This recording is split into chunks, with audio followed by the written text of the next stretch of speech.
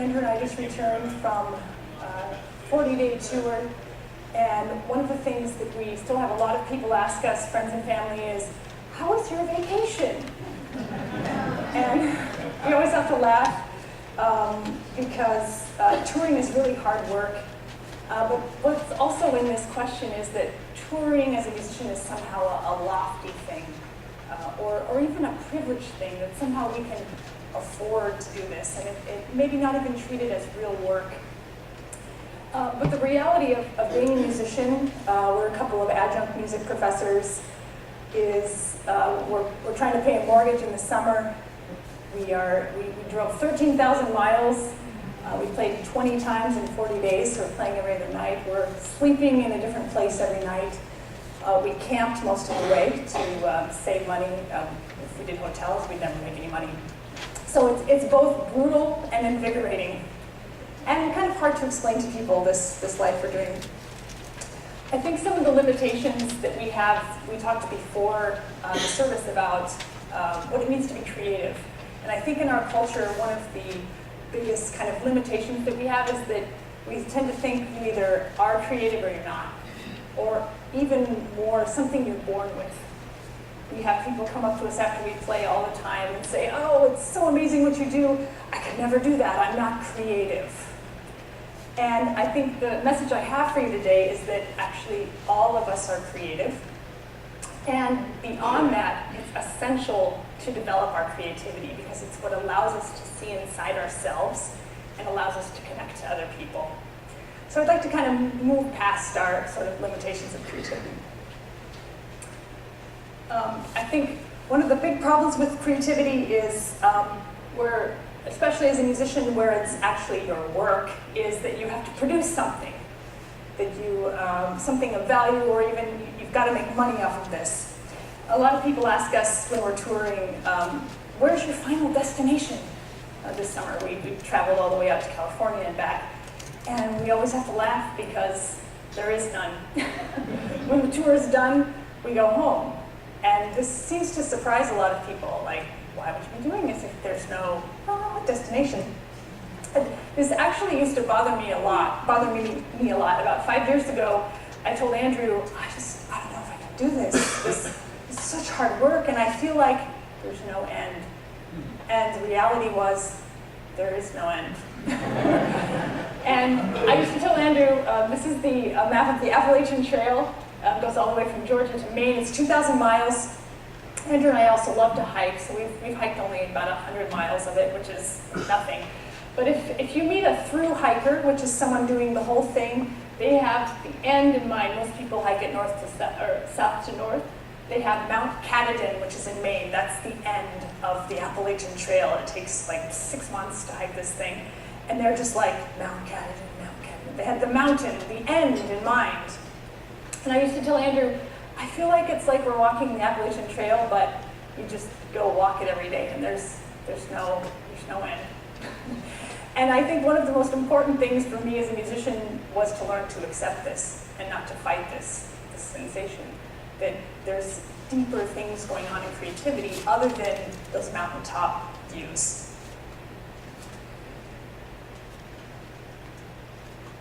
This is a slide that I like. I've seen this slide in other, this diagram more or less of the creative process. And I got this from a design website, but it's in all kinds of creative self-help books, more or less the same timeline. This is the decomposition that you just heard about. You start with this great idea. This is going to be the best project I've ever done. And then, oh, this is harder than I thought. Oh, I don't know if I can do this. Oh, I'm a total fake. I should just change careers. Or I call this the humiliation. And I'm going to talk a little bit about humiliation in a minute. But then that's the transformative moment, the most important moment, I think, in the creative process, the humiliation. And then you work your way out of it. Maybe I should finish this project after all. Oh, that wasn't so bad. And this is more or less the creative wheel, goes around and around. And what I'm going to focus on in this talk is this point right here. It's the most important one. So in 2013, I went to Africa as a chaperone for a college trip through Aquinas College. And what I experienced in Africa was this kind of humiliation that I'm talking about, both creatively, also culturally, kind of thinking I knew what I was getting into. So the trip was for a women's chorus. It was 10 women aged 19 to 20, choir director and 2 chaperones. Very precariously perched group on this trip. And my background in one of my degrees is in ethnomusicology, which is the study of music as culture, but even a lot of times it's implied that it's other cultures, people different than you. And so I had done this, one of my master's degrees was in this, and so I was pretty arrogant, I would say, like, yeah, I'm really informed, I'm culturally sensitive, I know about all this world music. And basically arriving in West Africa was a huge shock to me. And the whole situation overtook me. So this is a picture in Guinea. I went to Guinea, which is in West Africa. There's a map, I'll show you in a minute. This is just a few miles from the airport. All the pictures in this slideshow are ones that I took with a real camera, not an iPhone. I actually didn't even have a smartphone then. And so Conakry is the capital. It's a coastal capital. And I was not prepared for what I saw. The best way I can explain it to people is if you took the population density of like Manhattan, so maybe like 3 million people, and you took out all the infrastructure, and you added animals and just buildings on top of buildings, no running water, open sewers, really no electric grid, so to speak, and through all of this, that's Conakry. It's just something I could never even imagine existed. And arriving there was really a shock. And when we arrived to our compound just outside of Conakry, I couldn't believe that this is where we're staying. It just took me over. I was so scared. I couldn't imagine that we would even survive in this compound where we were. Just to give you a little idea of the geography, not a lot of people know about Guinea. Guinea, just above Sierra Leone, south of Senegal, west of Mali. And Guinea was a French colony from the 19th century to about 1958, and then the country actually voted by referendum to become independent. And then they were a communist country until 2008. So when they became a republic. So it's more newly democratic, and a lot of changes have happened since we went there. But when we arrived, I had sort of a typical kind of North American tourist thought, okay, I'm very hot, I'm way inappropriately dressed. It was March in Michigan, but now we're here, which is like 90 degrees, 90% humidity. I'm wearing socks and tennis shoes, long pants, a smart wool shirt. I feel like an alien. I'm looking around, crazy. And so my first thought is, let me just get this suitcase off the van and find my room, which was another funny thought in hindsight, like I was going to have my own room or something. But oh no, what happened? We got off the van, we're greeted by 30 to 50 people. A few minutes later, they start drumming and dancing, and it's the most amazing thing I've ever seen. It just completely overtook me. And the next thing I know, I'm standing there, I can't even move. Like, I consider myself like a pretty groovy person. Like, I couldn't even dance, I couldn't move. All I really was just trying not to lay on the ground and just openly weep and bawl. Like, that was my agenda in that moment, because it was so powerful.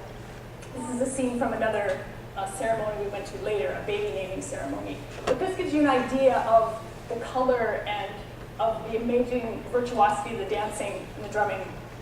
It wasn't your typical, like, hello, tourist show. It was the real thing, and I was so surprised by it. And eventually I lose track of time. They feed us a meal. It's dark. It's probably after 10.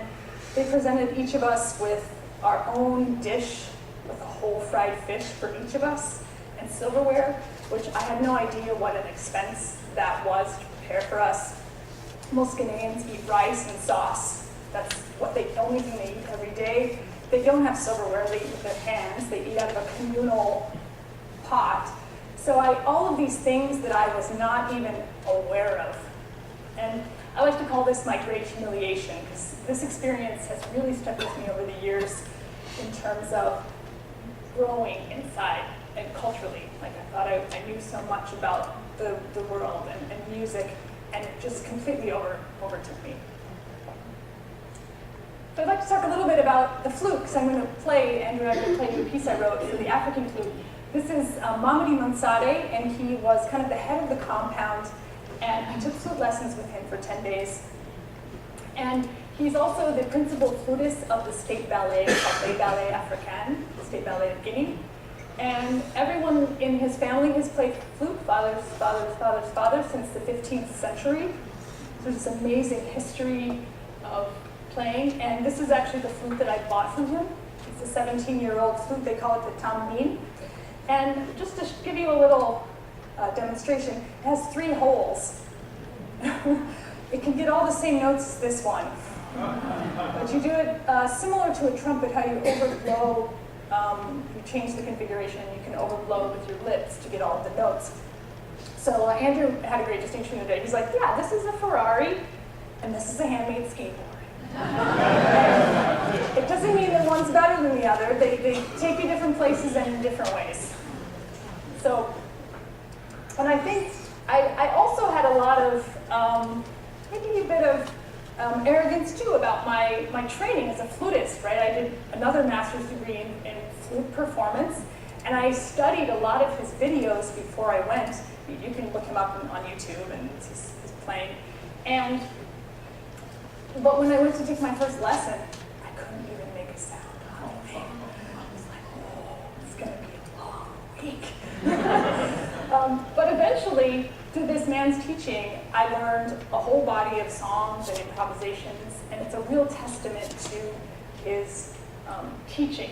And how I would describe it as a Western learner, I would say I learned by rote. And in coming from an academia in Western music, rote's like the lowest level, like rote learning. But it's in a different context. This type of learning is everything. They don't have paper, they don't have recordings to work with. All you have is this connection with a human being in the moment. And that's exactly how he taught. And it was amazing to me the way that he could break things down and the way he requested of me more than any other teacher has. I like to tell people I learned more in 10 days taking lessons with him than I did all of my flute lessons for 8 years. Because in the moment, he would demonstrate, and there was so much gentleness and love in what he did. And I simply didn't just learn a melody. Okay, it took me 30 minutes to learn a melody. Yay, you get an A, good job, good lesson. No, that was like the beginning. Okay, now you got the melody. Now we can interact with it. Now we can work with it. Okay, now you play underneath me so I can improvise. It became this whole inner workings of us playing together. And that was a really transformative thing for me. This is just a picture of Le Ballet Africain. It's not just a dance troupe, it's dancing, drumming, singing, pantomime. They've toured all over the world. It's been around since the 50s. They performed on Broadway and done European tours. And most of the shows have a narrative, usually a breaking away from historical or colonial oppression, that kind of thing. It's amazing troupe. Many of the dancers and drummers in this troupe were in our compound as part of this immersion trip. There's another little close-up of the flute. You can see the shells. Look, already on page. Didn't even need this. So this kind of meaning in also in Mamadi's life that music has for him, I picked up on that as well, and I really wanted to build that into my teaching when I returned home.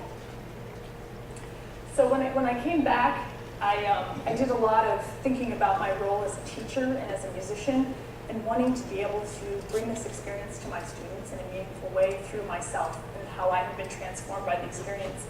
And I just happened upon this book called Heal Thyself by Saki Santorelli, and he's a medical professor at the University of Massachusetts, and he runs a stress clinic. And this sounds like off topic, right? But he spoke to everything that I was working with wanting to do in my teaching. He basically helps people find mindfulness in their life and inner presence in their life, who have serious medical conditions, huge life changes such as death and divorce. So he has kind of a tall order, much more than what I wanted, which was I'm teaching mostly pretty healthy, like 20-year-olds. So, and what he says in the book is that if you want to help people, you have to find your own brokenness, and you have to come to terms with it. And this is how he was able to see people and connect to people, was through looking deeply inside himself. So he breaks down this whole barrier of patient-practitioner. That's kind of the main point of his book.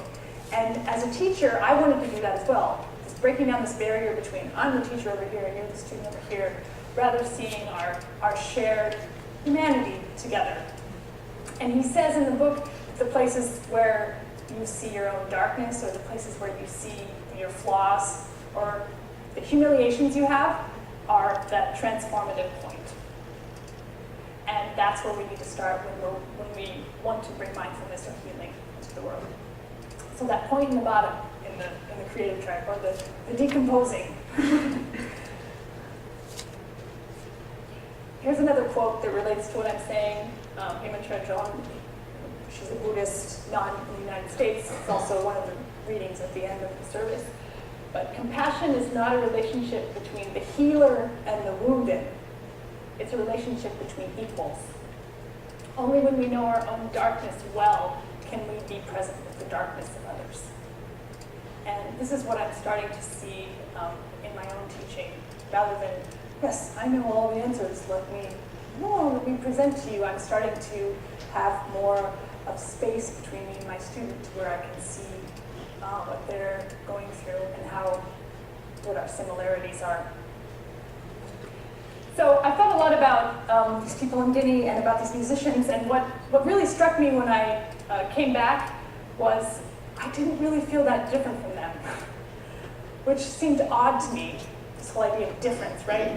Completely different religion, race, completely different cultural paradigm. But what I did see, I love this picture. This is some of the musicians after we did a session, and there's Baba in the corner getting ready for his daily salah, daily prayer. And I started to think, wow, they're a lot like Andrew and I. First of all, they're precariously employed. If you want to look at any musician in the world, that can be just your strong bond. But I think ultimately, in doing something creative together, they're seeking to connect and to heal others. And also this whole idea of like this point of the flaw, or this point of the working out whatever it is really, you can really see it in Ghanaian music. It's like the essence of what they're working out. And I was really in tune with that when we came back. So, what does this mean for all of us? I think the idea of being creative, we worked out before the service, is I like to tell people it's a practice. It's a daily sort of practice, and it can be whatever you call it. It could be meditation, but it could be something as simple as gardening or helping others. It could be more formal practice of yoga or music. It could be your job, or it could not. I think the most important thing is to realize what these possibilities for creativity in your life are, and to make them happen every day, and with this sense of healing between you and others.